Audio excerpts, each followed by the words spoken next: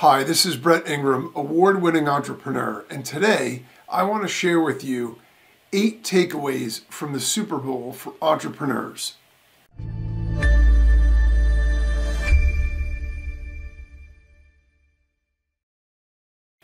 The Super Bowl this year with the Chiefs and 49ers was a great back and forth battle.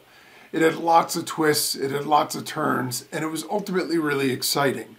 So no matter who you were rooting for, even if you like the 49ers and they didn't win, or you like the Chiefs and they won again, or maybe you don't like either one and you're kind of sick and tired of seeing the Chiefs win again, regardless, there's no doubt that the game itself was super exciting.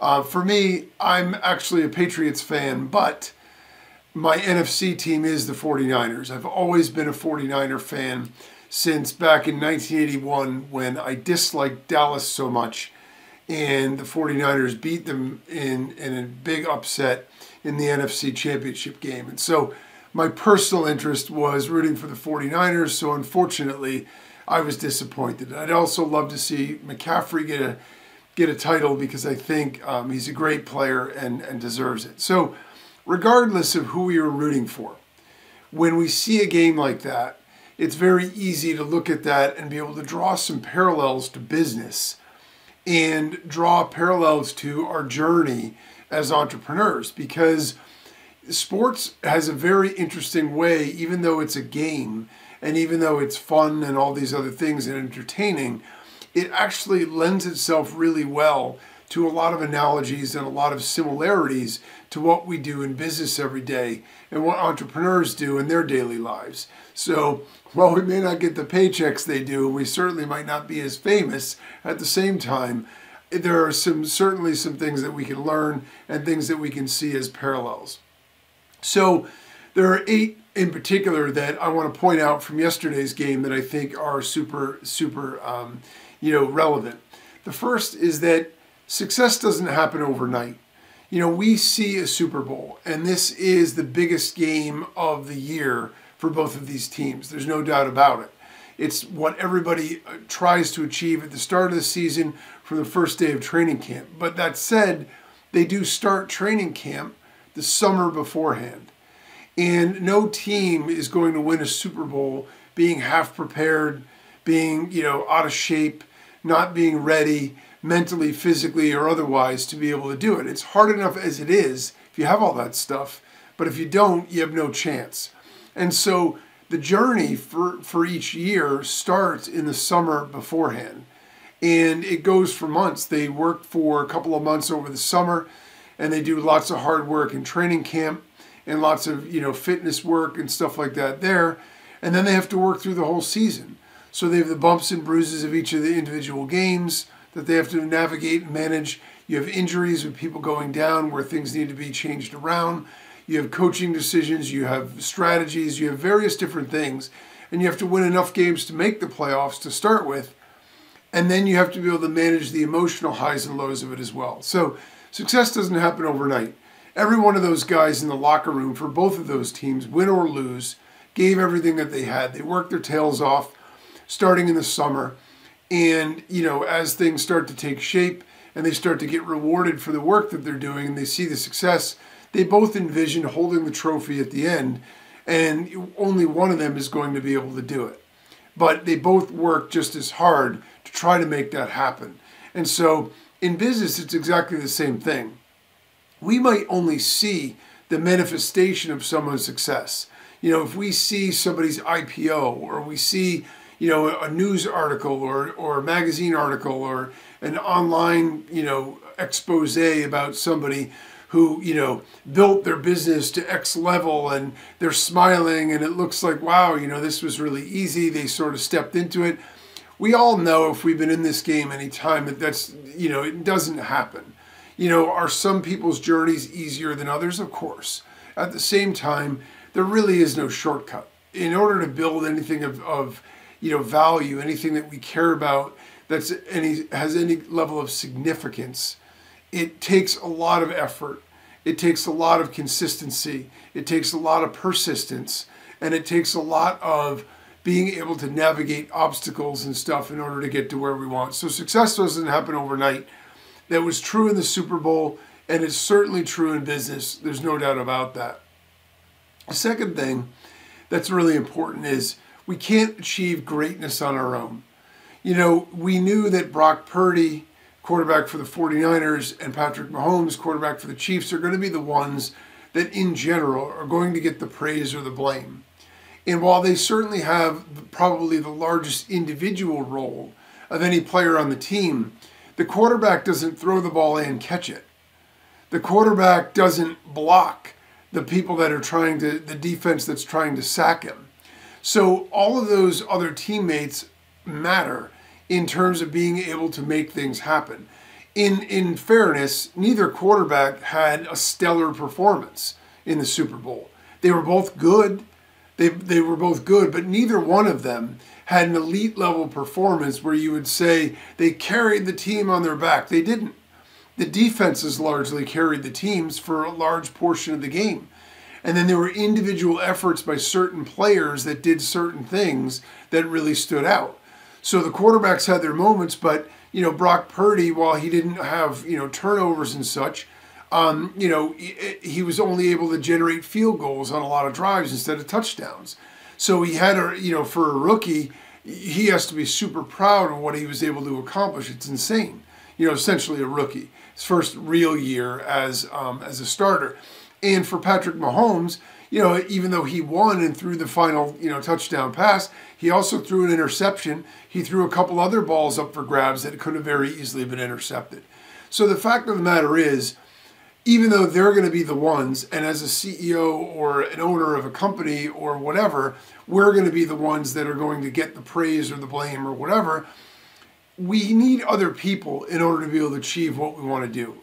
You know, whether we have an in-house staff or whether we're using outsourced talent, it doesn't really matter. The fact is, any great success is going to have other people involved in it. And whether it's physically involved from the perspective of they're doing work with us, sitting shoulder to shoulder, or whether they're emotionally supportive, like our spouse or friends or whatever, it doesn't matter. The point is, you know, every great athlete, every great competitor, every great business person has some sort of network that they tap into from time to time, whether it is for the actual work that's getting done or whether it is for, you know, support from an emotional or intellectual standpoint or advice or whatever. And so we can't achieve greatness on our own. We have to understand that while we may be the ones that have to drive it, we're going to need other people and going to need to rely on other people to make that happen. A third takeaway from the Super Bowl, or parallel from the Super Bowl with business, is that taking advantage of opportunities can be the difference between success and failure. You know, we saw in the game, in the first half, the 49ers dominated the game.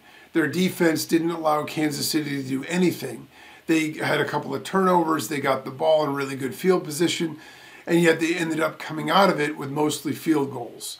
And so while, you know, they got some points on some of the drives, no points on others, they went into the half having dominated it with a very slim lead. And ultimately, as we know, it wasn't enough. Had they turned all of those opportunities into touchdowns, chances are the game would have played out a lot differently. Kansas City would have been a much bigger hole. It would have been much more difficult to come back, especially against an elite defense like San Francisco's. But because they weren't able to do that, what ended up happening was Kansas City was able to keep it close enough to come back. And so there are instances in the game where both teams took advantage and failed to take advantage of opportunities, but ultimately it was, I think, the 49ers' lack of being able to do that that cost them the game. And in business, it's a lot the same. You know, there are opportunities that sometimes we overlook or we don't take advantage of. You know, maybe we take them for granted because they're there, and then timing changes and the economy changes and our industry changes, and then we wish we had that opportunity back because it's not there anymore.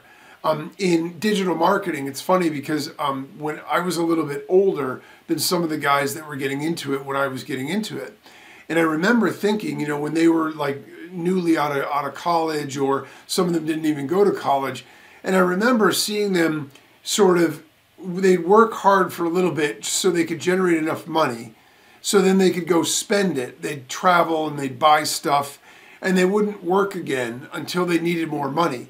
And I remember thinking to myself, and I even said to some of my other colleagues, you know, they don't understand the fact that this may be the only opportunity they have in their whole life where this industry is going to be the way that it is. They really should be taking advantage of this instead of, you know, doing a little bit and then going off and enjoying themselves. And, you know, sure enough, some of them ended up leaving the industry. Some, I'm sure, went on to success. But the fact of the matter is, the industry did change. And it went from sort of the gold rush, wild, wild west to a regular sort of industry where it requires hard work. The margins are harder. You know, all of the things about it became like a typical industry. And so they didn't take advantage of it at the time. And so it ultimately cost them, because even if they became successful after, it was going to be a lot harder work than it was when it was all right at their feet.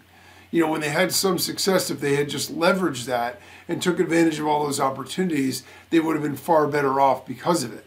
But, you know, that is a lesson sometimes we learn through the hard knocks of experience and you know, and heartbreak sometimes when those things don't happen. And I'm sure that's what San Francisco feels today. The next point, in terms of a parallel between business and the Super Bowl, is that the ability to adapt is vital to long-term sustained success, right? So each team comes into the Super Bowl with a certain identity. They each come in with a way that they want to play the game, and they feel as though, you know, this is our strategy, right? This is what we're going to do. This is how we're going to score points. This is how we're going to keep the other team from scoring. And that's all fine and good. But the fact of the matter is, once the game starts and things change, you have to be able to adapt on the fly. One of the things the 49ers were counting on was the fact that their defense that they had was going to be able to play the way that they played. And early in the game, one of their superstar defenders got hurt in, you know, just running on the field to celebrate, ended up tearing his Achilles. And because of that, they had to adapt. The game itself changed and people had to adapt. The 49ers had the Chiefs sort of stuck in the first half, and the Chiefs weren't able to move the ball. And the 49ers were running the ball really well. If we look at the second half, the 49ers went away from the run for no one knows what reason and started throwing the ball a lot and then just giving the ball back to the Chiefs. And the Chiefs tried different strategies until they discovered some that would work against the 49ers. And so they got more and more chances. They were able to adapt, and they were able to figure that out. And it's super important. It's vital because stuff changes in the middle of the battle, you know, when we're out there doing things. In business, particularly in the digital, you know, age and digital industries, digital marketing and all of that other kind of stuff, everything is changing constantly. I mean, just in the last year, the explosion of AI has made tons of difference in the way people do business and sort of the business things that are going on. And so we have to have the ability to adapt. We have to have the ability to see what's coming, to see where we are, and be able to adjust ourselves for long-term success. If we just think, you know, well, we're just going to go with what we're going with, we came up with a good strategy, I know it's going to work and it will always work. The challenge with that is things will change, it won't work, and then we may have a short-term success, but that might be stunted, or it might turn into failure if we're not able to adapt and change to meet the needs of the time and to meet the circumstances of the time. The next point is that luck plays a role. You know, there's that ugly four-letter word that, you know, I know entrepreneurs and people that are successful might bristle at the idea that luck could somehow play any role in anything that we do in business, but certainly in sports. Anyone who watched the game knows for a fact that luck was involved. If they weren't just weren't watching the game. First off, you have a play where they are celebrating and a player runs onto the field to celebrate, just a normal jog onto the field, and collapses, tears his Achilles. That's absolutely luck. It happens to be one of the two best defenders on the entire 49ers team. So luck played a role. It helped the Chiefs because they got to play 3.5 quarters without having to play against one of the best defensive players in the NFL. Unfortunately for the 49ers, it was bad luck for them. Then you have other plays like the interceptions that were dropped. You know, both quarterbacks threw some risky balls that could have been intercepted and they weren't.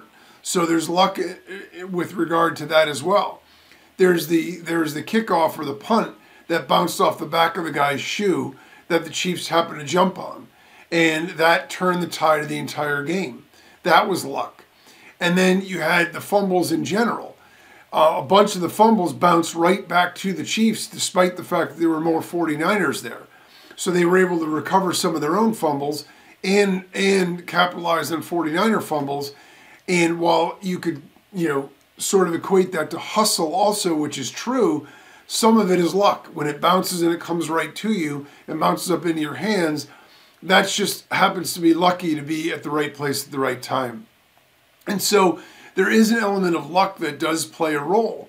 And so we can't count on that in business. We can't adjust for that. We can only recognize the fact that it's there and hope that it doesn't burn us, hopefully that it's in our favor. But all we can do is focus on what we can control. But it's okay to acknowledge the fact that luck does play a role. Industry factors, economic factors, competitive factors, technological factors, all of these other things play a role in our business, whether we like it or not. And some of them are predictable. So if we're smart, we might be able to foresee it, but some of them are not. And the same goes in sports.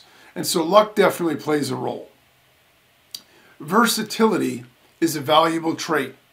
Okay, so we talked about adaptability and the ability to change things on the fly. Well, versatility is a little bit different because it's our own innate ability to adapt and to be able to perform in multiple situations. This was vitally important in the game because you had players that were asked to do things in a slightly different way than their traditional roles in various circumstances throughout the game. And that versatility played a big role in terms of, the 49ers and the Chiefs in terms of their way to be able to score points and stop the other team from scoring. The versatility of the Chiefs' offense in terms of being able to change the way that what they were doing allowed them to be able to move the ball more effectively. The versatility of the 49ers defense, even though they lost a couple of their key players throughout the game, helped them maintain, keep the Chiefs off the scoreboard for a long time as well. The versatility in the offense. The 49ers ran a couple of trick plays and did some other things that ultimately really helped. And so being able to win in multiple ways is a really valuable trait. And obviously in business, it's exactly the same thing. We can be excellent at one thing, but it's very difficult now just to be an expert in one thing and be successful with that. It's far more valuable in the digital age to be versatile and to be able to, operate successfully in multiple situations and multiple circumstances because of the fact that things are always changing. And so versatility being a valuable trait in both business and in sports, and versatility from a personal standpoint. Our own ability to be able to do multiple things is really, really valuable. Another really important takeaway that I think we saw as a theme over and over again throughout the game is that we operate at our best when we're level-headed. There were multiple instances in the game, just boneheaded instances, where there were penalties when people either jumped off sides or they lost their cool, so they hit somebody after a whistle, and you cost your team, and you give the other team an advantage, and you give the other team an opportunity. In a game that comes down to overtime, that comes down to, the final couple seconds of a game, the difference between penalties, the difference between being level-headed matters a lot. There were drop balls. And, some of them we have to assume came from the fact that people were nervous. The Chiefs got a little rattled. They were noticeably rattled. They were a little bit off when they couldn't move the ball and the 49ers looked like they had control of the game. And you saw uncharacteristic drops from wide open receivers. You had bad decisions. Mahomes forcing the ball in. And then the 49ers made some bad decisions as well. Trying to throw the ball over and over again when running the ball was working. They went back to it at the very end, took the lead, and it looked like they were going to win. Had they done that throughout the whole second half, they might have run away with the game. It might not have even been close. We operate at our best when we're level-headed. Otherwise, we're doing things like giving the ball away, giving the team extra chances, making bad decisions and dropping the ball and things like that. And in business, it's the same thing. If we're under duress, if we're stressed out, we try to make decisions in a panic or in anxiety, we don't make good decisions. We don't have all our faculties about us. So we aren't able to take everything in and make an educated, smart decision based on facts. Instead, we make it based on emotion, and that's a scary, scary place to be. And I think probably the last point that's valuable and important to understand, as harsh as it is that winners are remembered and losers are forgotten. And as sad as that is to say, and I don't consider the 49ers in any way, shape, or form losers. They had an amazing season and everything else. I'm just speaking from the statistical aspect of it. They lost the game. The Chiefs won the game. The Chiefs will be remembered, and it will be, this dynasty, and no one can ever stop them, and all this other stuff. And the 49ers will just be another, cautionary tale that nobody ever remembers. And the fact of the matter is, it was inches away from going the other way, where it would have been like, I don't know, was Mahomes out-dueled by a young quarterback? Is he really as good? Or maybe it was the fact that his team was better, and this new team was on the rise. So that is the hairline difference. But it does matter. And when you hold the trophy, you get remembered. And when you don't, you don't. And that really is that simple. So those are 8 parallels between sports and business that really fit well within the context of this last Super Bowl. The takeaway here is that in sports, much like in business, the outcome and path to it is unpredictable. While we can't control it all, we can put ourselves in the best position to be successful and give ourselves the best chance by preparing, by working hard, by cultivating the right traits and characteristics, and by building the right team. Regardless of the outcome, I think it's also super important to enjoy the journey.